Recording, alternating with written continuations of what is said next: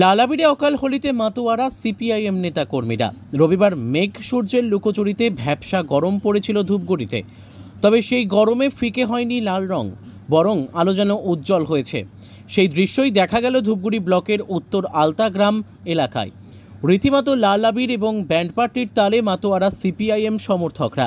বলা যায় লাল আবিরে অকাল হোলিতে মেতে উঠলেন সিপিআইএম কর্মী সমর্থকরা। সর্বত্র যখন গেরুয়া এবং সবুজের দাপট লক্ষ্য করা যায়, তখন হঠাৎ কেন লাল আবিরে অকাল হোলি? জানা গেছে, গত রবিবার উত্তর আলতা গ্রাম কৃষি উন্নয়ন সমবায় সমিতির নির্বাচন হয়। সেখানে 9টি আসনের মধ্যে 8টিতেই জয়লাভ করেছে সিপিআইএম সমর্থিত প্রার্থীরা। একটি আসন তৃণমূল কংগ্রেস পেলেও খাতায় খুলতে পারেনি বিজেপি। আর এরপর থেকেই লালের সমর্থকদের দাবি ছিল এলাকায় মিছিল করতে হবে। সেই দাবি মেনেই মিছিলের আয়োজন করা হয়, যেখানে এদিন লাল আবিরে অকাল হোলি ব্যান্ড পার্টির তালে মাতোয়ারা হয়ে যায় সিপিআইএমের কর্মী সমর্থকরা। সিপিএম নেতৃত্বের দাবি, নির্বাচনে জিততে একাধিক কৌশল নিয়েছিল শাসক দল। এর আগে নিরাপদ জায়গা জোরধাপ বিএসপি প্রাথমিক বিদ্যালয়ে নির্বাচন হতো,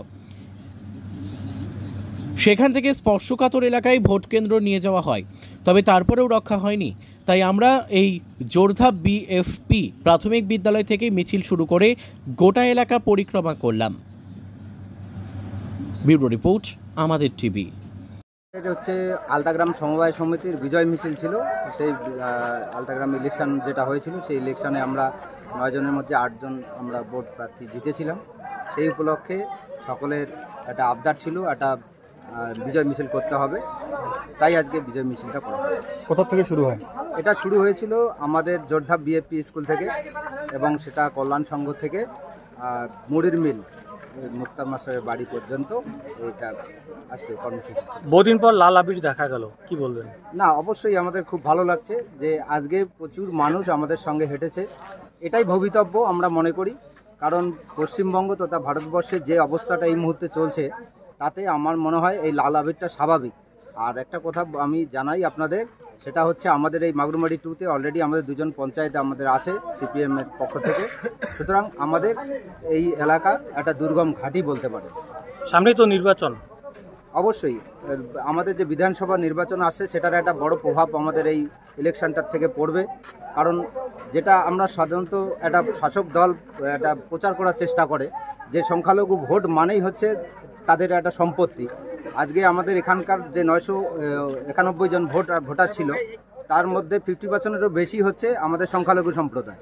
তারা দুহাত তুলে এখানে আমাদের সাপোর্ট করেছেন। বিশেষ করে এখানে বিজেপি তারাও ক্যান্ডিডেট দিয়েছে। তারা ভেবেছে, একটা প্রচার চালানোর চেষ্টা করেছে যে নো ভোট টু মুসলিম, ভোট দেওয়া যাবে না, এরকম জাতিগত একটা প্রচারও কিন্তু এখানে চলছিল।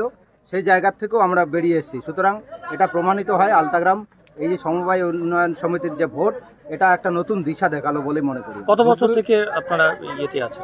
আমাদের ভোটটা বেশ এর আগেও 2বার ছিল, তারপরে মাঝখানে 19 সালের পরে এখানে এটা আমাদের ডিডিও বসে যায়। এখানে কোনো ইলেকশন করেনি এতদিন থেকে, প্রায় 5 বছর হয়ে গেল। সেই 5 বছর আমাদের ইলেকশনের বাইরে ছিল। সেই সমবায় সমিতিটাকে সেই সুযোগে এখানে অনেক কিছু দুর্নীতি হয়েছে বলে আমরা মনে করছি। কারণ অনেক নতুন সদস্য তৈরি করা হয়েছে বেআইনিভাবে, বিশেষ করে টিএমসিদের নেতা নেত্রীদের নামে।